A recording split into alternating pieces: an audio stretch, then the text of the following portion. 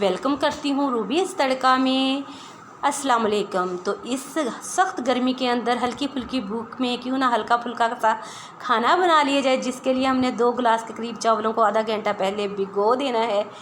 फिर एक कढ़ाई के अंदर हमने आधा कप ऑयल के करीब हमने ले लेना है, आधा कप के करीब ऑयल ले लेना है। इसके अंदर हमने मीडियम साइज़ के प्याज को डाल देना है। हल्का सा कलर चेंज होते ही प्याज का हमने 1.5 चम्मच नमक का डाल दिया।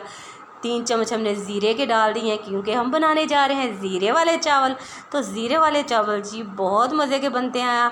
तो आपसे रिक्वेस्ट है, मैं ज़ीरे वाले चावलों में पानी डाल रही हूँ, आप जल्दी से वीडियो को लाइक कर दें। बस इसके बाद आपने इसके अंदर 4 गिलास पानी के डाल देने हैं। 2 गिलास चावलों के तो आपने 4 गिलास पानी के डाल के तो बस इसके अंदर आपने चावलों को अच्छे से धो के, जब पानी में बॉयल आ जाए ना तो अच्छे से धो के चावल डाल देने। 3 से 4 हरी मिर्चें डाल देनी, इनसे फ्लेवर बहुत अच्छा आता है।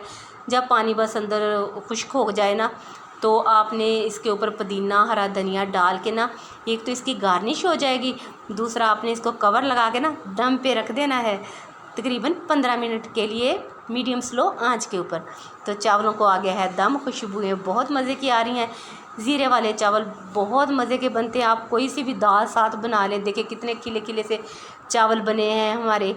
तो आपसे रिक्वेस्ट है, ज़रा सी भी वीडियो इधर अच्छी लग रही है तो लाइक कर दिया करें, चैनल पर नए हैं तो सब्सक्राइब कर लिया करें।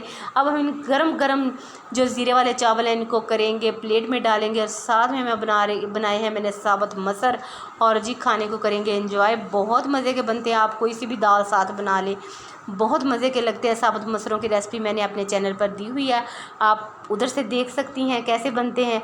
बस गर्मा गर्म ज़ीरे वाले चावल और साथ में साबुत मसर, जी भूख नहीं भी होगी तो तब भी आपका खाने को दिल करेगा, ये मैं आपको कहती हूँ।